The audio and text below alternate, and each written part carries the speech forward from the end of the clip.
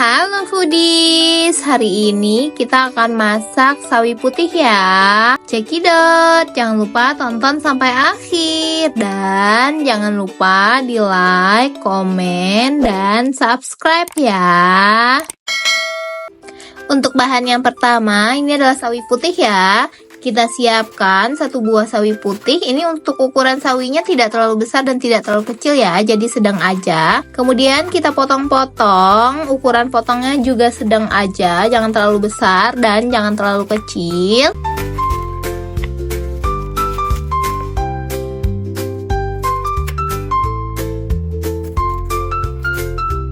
Setelah dipotong-potong, kita pindahkan dulu ya ke wadah. Ini nanti akan kita cuci bersih dulu.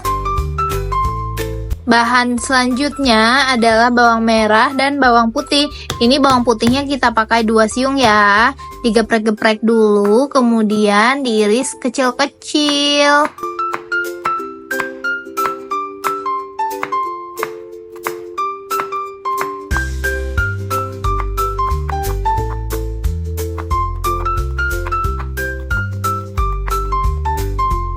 Untuk bawang merahnya aku pakainya 5 siung ya. Ini bawang merahnya kita iris tipis-tipis.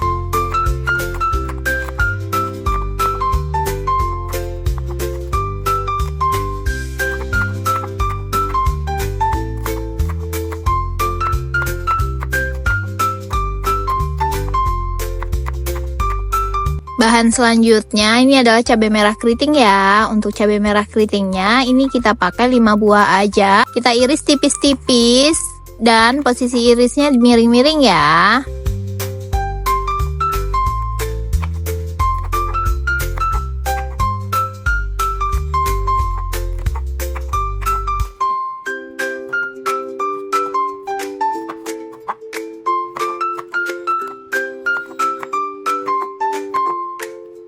Kita hidupkan kompor, kemudian kita tuang minyak secukupnya aja ya untuk minyaknya. Kemudian tunggu panas dulu. Setelah panas, kita masukkan irisan bawang merah dan bawang putih yang tadi sudah kita siapkan. Kemudian kita aduk-aduk ya sampai dia agak menguning.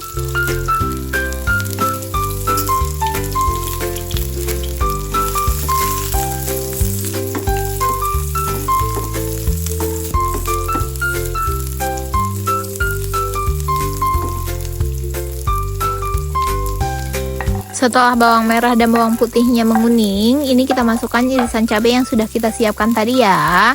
Kemudian kita aduk-aduk sampai nanti cabainya layu.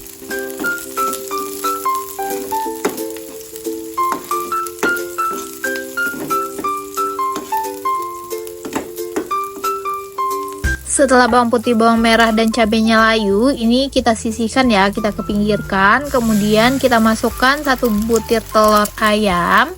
Kita aduk-aduk untuk telur ayamnya, kita bikin scramble ya, jadi aduk-aduk sampai dia nanti mateng.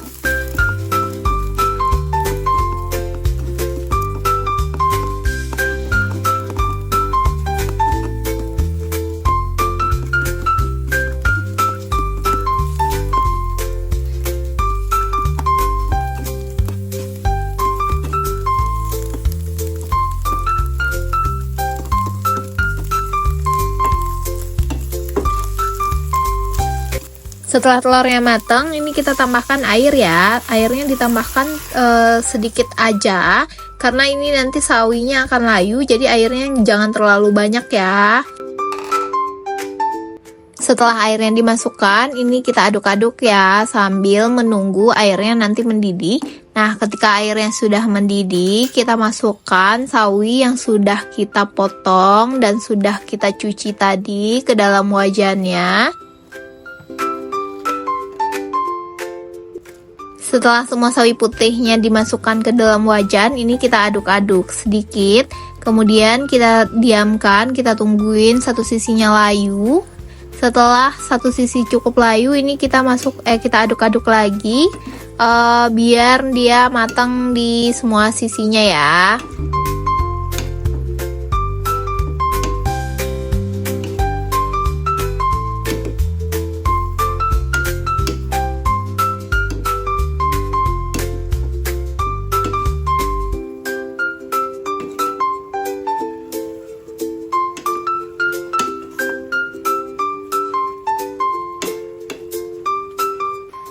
Kita tungguin airnya agak menyusut ya, sembari kita tambahkan garam dan penyedap rasa.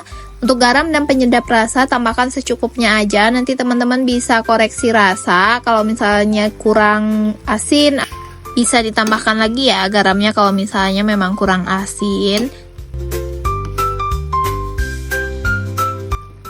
Nah, ini airnya sudah menyusut ya, ini artinya sudah matang dan ini sudah bisa kita pindahkan ke piring saji. Selamat menikmati ya, semoga resep yang aku kasih ini bermanfaat untuk teman-teman semua.